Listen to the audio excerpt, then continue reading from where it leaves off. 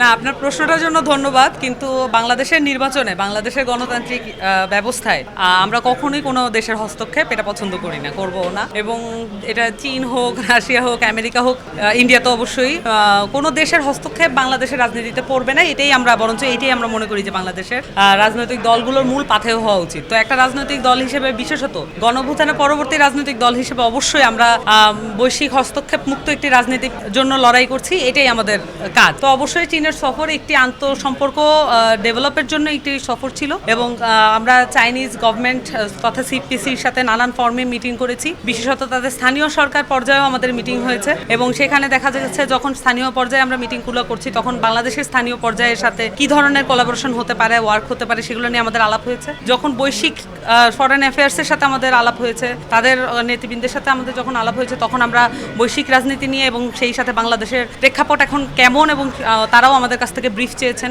এবং সেই সাথে ভবিষ্যৎটা কেমন হতে পারে, আমরা কোন ধরনের রাজনীতি চাই, বাংলাদেশে কোন ধরনের রাজনীতির জন্য আমাদের লড়াই সংগ্রাম আছে, সেই জিনিসগুলো তারা জানতে চেয়েছেন। আমরা সেইভাবে ব্রিফ করেছি, কিন্তু নির্বাচন কেন্দ্রিক হস্তক্ষেপ এইটা কোনো দেশের কাছ থেকে আমরা কামনা প্রত্যাশা করি না।